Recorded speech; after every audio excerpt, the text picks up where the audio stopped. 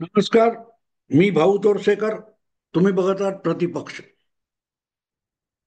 मित्रांनो, सध्या एकूणच मराठी पत्रकारितेमध्ये किंवा मीडियामध्ये ठाकरे बंधू एकत्र आणण्यासाठी जो आटापिटा चालू आहे, त्यातून खरोखरच भाजपला किती धक्का बसेल मला माहित नाही. पण मला आधीच डबघाईला आलेल्या उभाठा शिवसेना या पक्षाची दुर्दशा करूनच ही सगळी पत्रकार मंडळी, विश्लेषक मंडळी थांबतील असं मला वाटतं. अगदी प्रामाणिकपणे सांगायचं तर मी म्हणेन की उद्धव ठाकरे यांना खरोखरच आपला पक्ष वाचवायचा असेल आणि ठाकरे ब्रँड जो काय म्हणतात तो टिकवायचा असेल, तर त्यांनी सगळ्यात पहिली एक गोष्ट करावी. या सगळ्या मीडियामधल्या पत्रकारांनी त्यांचे हितचिंतक झालेल्यांची सहानुभूती ठाकरेंविषयी कमी होईल यासाठी जमेल तितके प्रयत्न करावेत. कारण ही मंडळी तुम्हाला जितकं गाफील ठेवतात तितकं तुमचं नुकसान अधिक होतं. आणि दुसरी गोष्ट, येऊ घातलेल्या ज्या काय स्थानिक संस्थांच्या निवडणुका आहेत, त्यामध्ये सगळ्यात महत्वाची निवडणूक ही मुंबई महापालिकेची आहे, की ज्या मुंबई महापालिकेतल्या यशावर हळूहळू करत शिवसेना गेल्या 5-6 दशकात आपल्या पायावर उभी राहिली आणि महाराष्ट्रातला एक प्रमुख राजकीय पक्ष बनून गेली. शिवसेनेला ते गतवैभव मिळणं शक्य आहे का, याच्यावर मी खोळ्यासारखी चर्चा करणार नाही. पण ज्या वेळेला शिवसेनेची इतकी दुर्दशा झालेली होती, त्यातून शिवसेना परत सावरली. आणि नुसती सावरली नाही, तर आपल्या पायावर उभं राहून अक्षरशः महाराष्ट्रात घोडदौड करत सुटली. तो जो आपल्या पित्याचा इतिहास आहे, त्याकडे जरा उद्धव ठाकरे यांनी डोळे उडून बघितलं तर उबाठा शिवसेना सावरू शकेल असं मला प्रामाणिकपणे वाटतं. आणि म्हणून उद्धव ठाकरेंची उणीधुणी काढत बसणं किंवा त्यांच्या चुका दाखवणं यापेक्षा त्यांनी आपल्या पित्याचं स्मरण आणि अनुकरण करावं असा सल्ला मी त्यांना देईन. अर्थात ते ऐकतील की नाही माहित नाही. आणि विश्लेषण करता जो असतो त्याची एक भूमिका असते की तुमचं काय चुकतं हे दाखवायचं आणि तुम्ही काय काय त्याच्यातून उपाय उपचार करावेत हे सुचवायचं.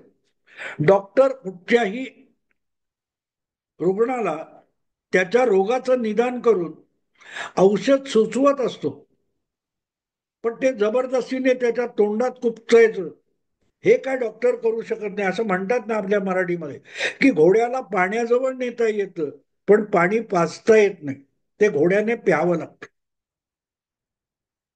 म्हणून माझ्यासारखे जे कोणी उद्धव ठाकरेंचे हितचिंतक नाहीत, तरीही एक पक्ष आणि संघटना टिकण्यासाठी काय करावं याविषयी जे काय सांगतायत, सुचवतायत, ते गंभीरपणे ऐकून उद्धव ठाकरे यांनी आपला ठाकरे ब्रँड वाचवणं सोडून द्या, पण पक्ष टिकवणं याला प्राधान्य दिलं पाहिजे असं मला प्रामाणिकपणे वाटतं. आणि त्यासाठीचा सगळ्यात उत्तम मार्ग म्हणजे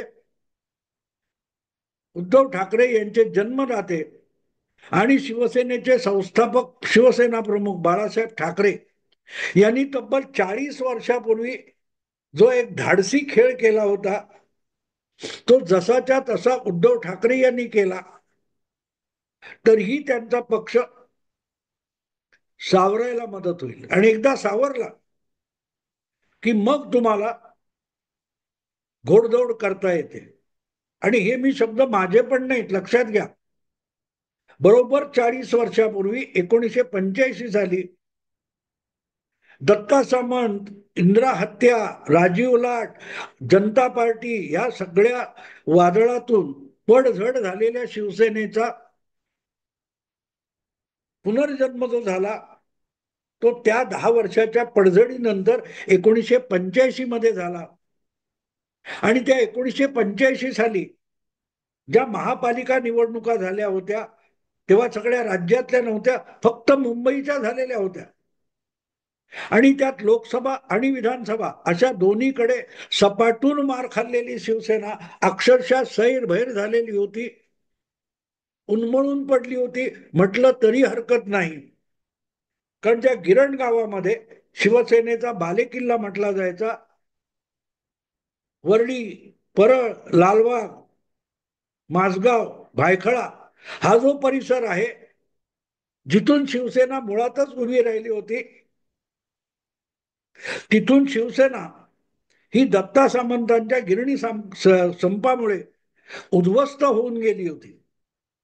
आणि त्यानंतर लागोपाठ लोकसभा विधानसभा अशा 2-2, 2.5 महिन्यांनी निवडणुका झाल्या, त्यामध्ये शिवसेनेने सपाटून मार खाल्ला होता. पण परत 2.5 महिन्यानंतर मला वाटते मे 1985 बाळासाहेब ठाकरे यांनी जो प्रयोग केला, धाडस केलं, त्याच्या परिणामी शिवसेना उभी राहिली, सावरली.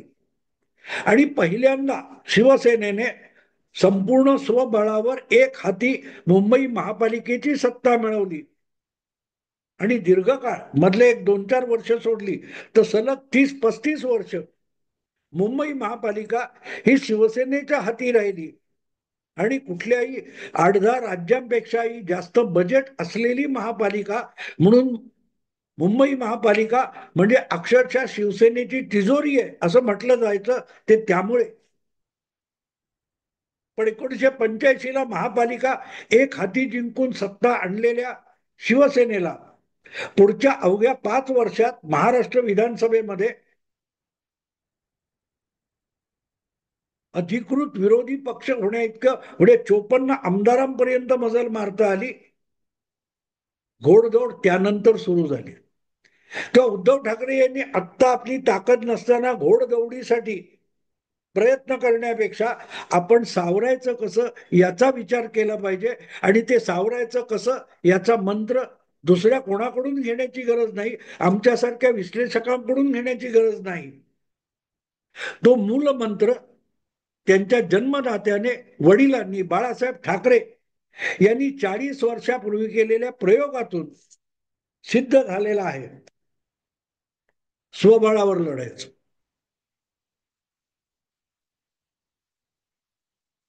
1985 मध्ये अशी अवस्था होती की शिवसेनेला कोणी विचारत नव्हतं, शिवसेना संपली म्हटलं जात होतं.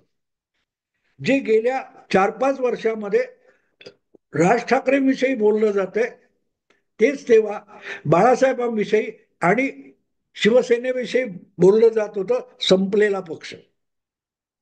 मग काय चमत्कार घडला होता? काय चमत्कार घडला होता? बाळासाहेबांनी कसलंही राजकारण केलेलं नव्हतं. शिवसेनेची सत्ता लालसा आणि सत्ता लालसेतून निर्माण झालेली बेबंदशाही आणि भाऊबंदकी होती. तिला तिलांजली देत बाळासाहेबांनी सरसकट मुंबईच्या जेवढ्या होत्या त्या, मला वाटते 140 पेक्षा जास्त तेव्हा मुंबई महापालिकेचे वॉर्ड होते. आणि त्या सगळ्या वॉर्डामध्ये शिवसेनेच्या शाखा होत्या, शाखा प्रमुख होते, उपशाखा प्रमुख होते, गटप्रमुख होते. अशी जी संघटना होती तिथल्या सगळ्या सरसकट शाखा प्रमुखांना उमेदवार करून टाकलं. जिथे नगरसेवक होते, मला वाटते 17, 18 किंवा 20 नगरसेवक तेव्हा फक्त शिवसेनेचे होते. 73 मध्ये, सॉरी 78 मध्ये आलेले, जनता लाट वगैरे वगैरे. बाळासाहेबांनी एक फतवा काढला की जे जे शाखा प्रमुख आहेत ते सगळेच्या सगळे उमेदवार होते.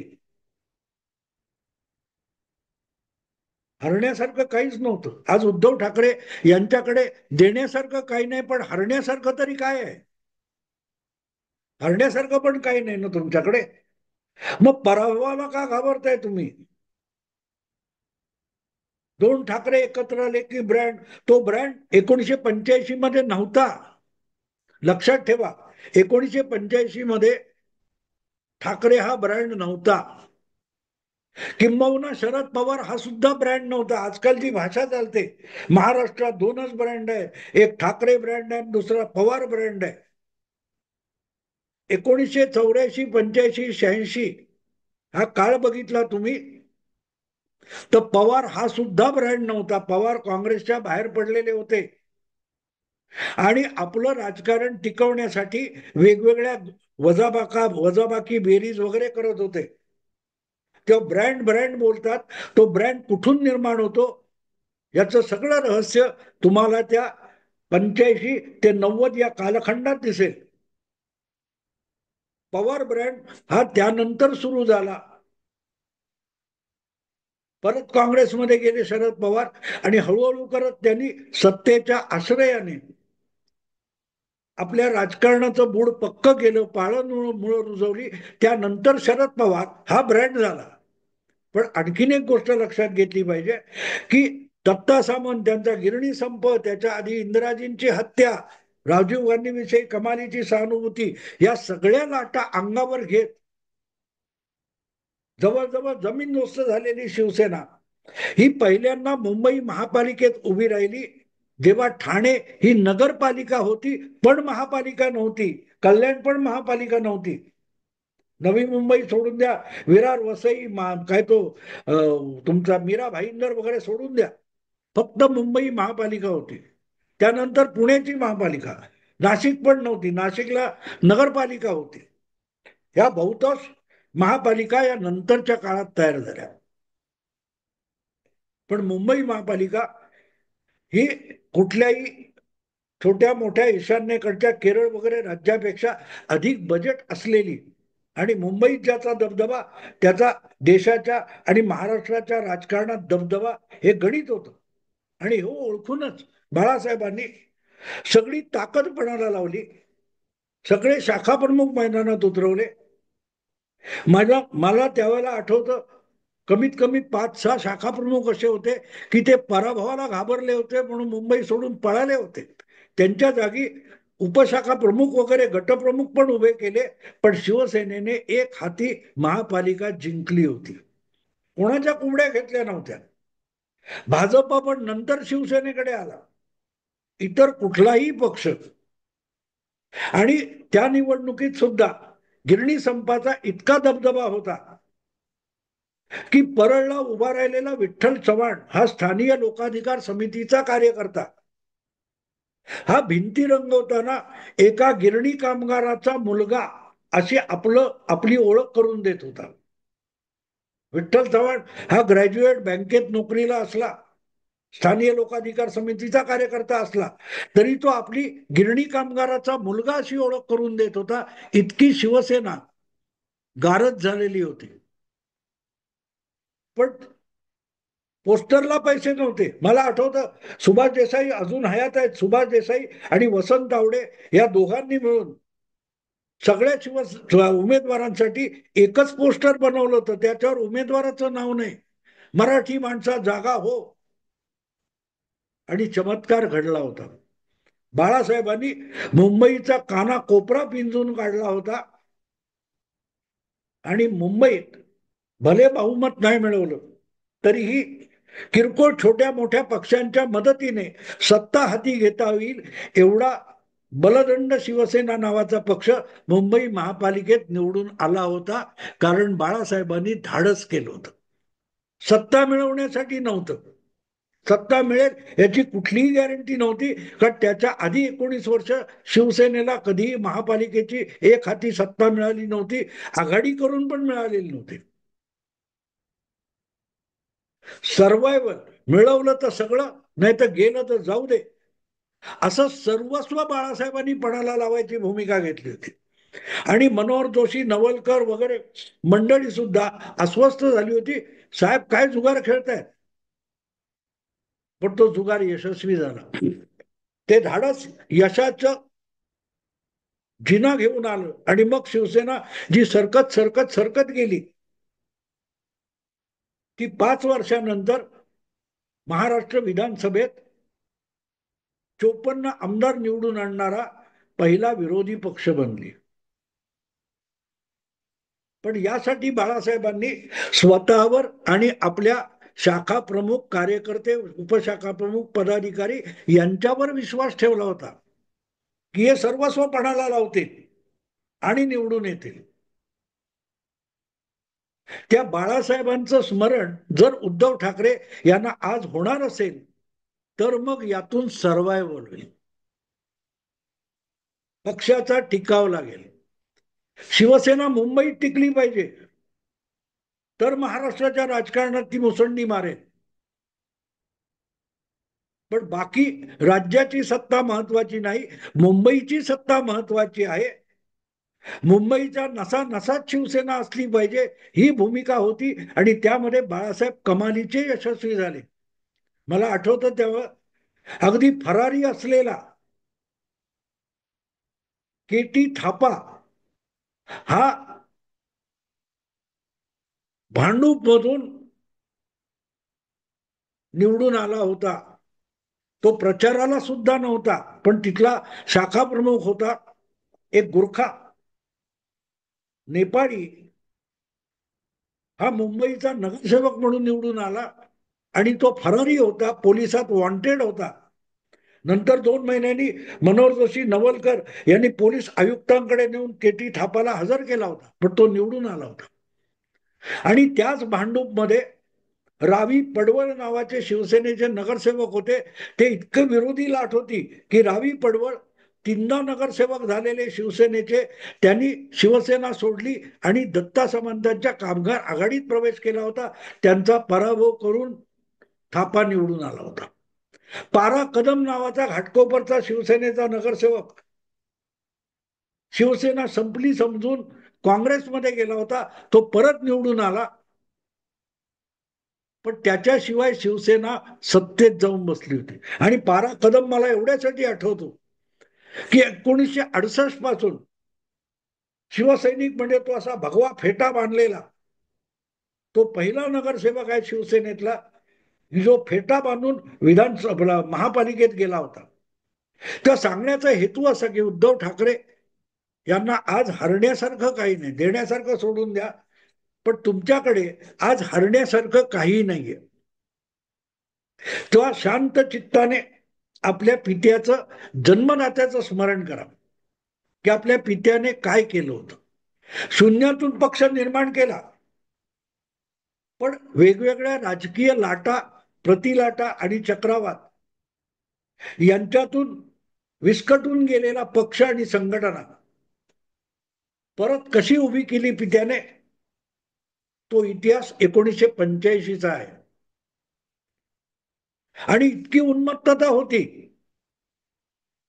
की मिलिंद देवराचे वडील मुरली देवरा यांनी एक पोस्टर काढलं होतं. हे सगळ्या विरोधी पक्षांना कचऱ्याच्या पुरचुंड्या करून एका केराच्या टोपलीत टाकलंय, अशा पद्धतीचं पोस्टर मुंबई काँग्रेसतर्फे काढण्यात आलं होतं. आणि त्याही काँग्रेसला धुपून बाळासाहेबांनी महापालिकेची सत्ता ताब्यात घेतली होती.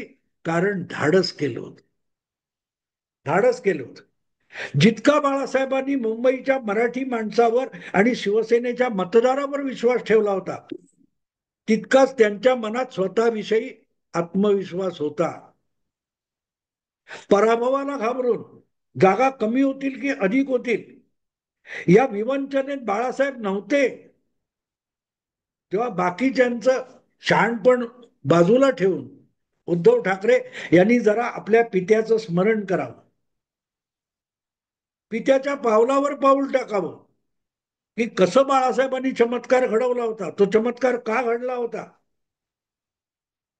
याला काढून टाक, त्याला घे, त्याला शिवबंधन मान, हे खेळ थांबवा. मुंबईला शिवसेनेची गरज आहे. ठाकरे ब्रँड टिकणार का हा मुद्दा नाही, ठाकरे ब्रँड आहे का हा मुद्दा आहे. आणि तो दाखवण्याचा एकमेव मार्ग असा की स्वतःवर विश्वास ठेवा, आपल्या पित्यावर विश्वास ठेवा. पित्याने जो रस्ता दाखवलेला आहे, जो मार्ग दाखवलेला आहे, त्याच्यावर विश्वास ठेवा.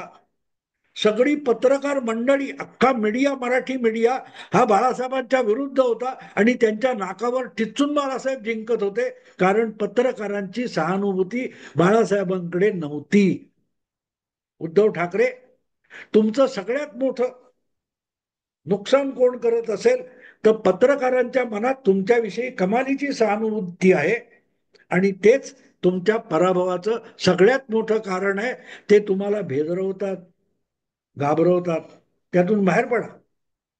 काय जाऊन जाणार आहे? पित्याचं स्मरण करा आणि पित्यानी दाखवलेल्या मार्गाचं अनुकरण करा. तर उबाटा शिवसेना पुन्हा प्रस्थापित होईल. नाव महत्वाचं नाहीये, काही सिद्ध करणं अगत्याचं आहे. मित्रांनो, आता इथेच थांबतो. आवडलं लाईक करा, शेअर करा आणि प्रतिपक्षाला सबस्क्राईब करा. नमस्कार.